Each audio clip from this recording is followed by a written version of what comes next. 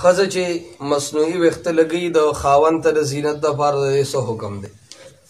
ګوره حدیث کې راځي نبي صلی الله علیه وسلم فرمایي لعن الله الواصلة والمستوصلة والواشمة والمستوشمة.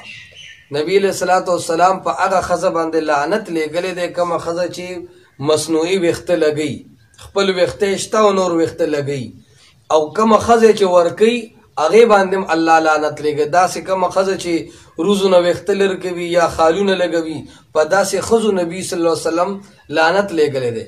مسلم شریف کې حدیث دی نسواراو یو ښځه راله او هغې نبي علیه الصلوۃ والسلام ته ووایي چې زما د وړو تبه وه، دا بیمارۍ د زور د هغې ویښته دوړېدلي دي، نو آیا ستاسو څه رایه د دې ته موږ ویښته لګولی شو؟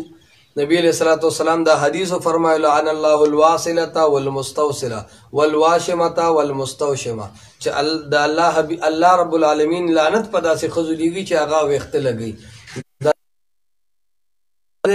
زنانه پرایویټ ویښته لګوي اوږده اوږده، هغې کې چې کوم دی نو ډېرې خبرې او ډېرو سوالات پیدا کېږي. پکار دا ده چې الله کوم حسن درکړی دی په هغې باندې اکتفا وکړي.